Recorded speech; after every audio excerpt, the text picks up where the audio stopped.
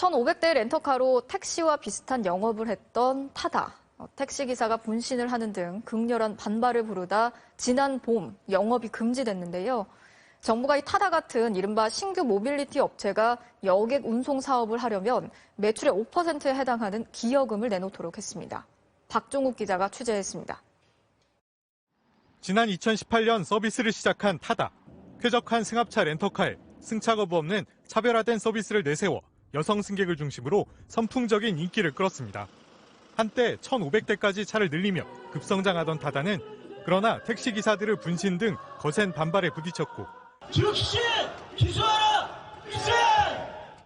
혁신이냐 무임승차냐 논란 끝에 지난 4월 법 개정으로 영업이 중단됐습니다.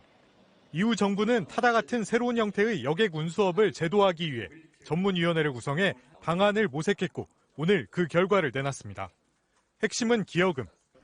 호출 등의 관제 시스템을 갖춘 이른바 플랫폼 운송 사업자는 앞으로 정부 허가를 받아 노란 번호판을 달고 영업하되 일정 액수의 기여금을 내야 합니다. 액수는 300대 이상 사업자의 경우 매출액의 5%를 내거나 운행 횟수당 800원 또는 차 한 대당 월 40만 원입니다. 이렇게 낸 기여금은 고령 택시를 줄이거나 택시업계 근로여건 개선 등에 사용됩니다.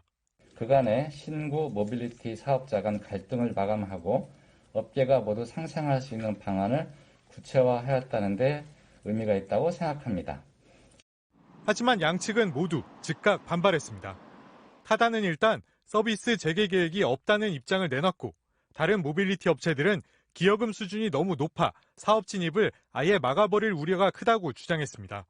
택시업계 역시 허가 대수에 상한을 두지 않았다며 불만을 제기했습니다. 총량제 상한에 맞춰줘야 되거든요. 택시 대수하고는 아예 상관없이 플랫폼 면허를 발급을 하겠다는 거고 택시업계하고 해온 약속을 파기하는 겁니다. 국토부는 내년 하반기부터 다양한 운송 서비스가 출시될 것이라고 밝혔지만 이에 당사자들 간 입장 차이가 커 안착 가능성은 불투명한 상황입니다. MBC 뉴스 박종욱입니다.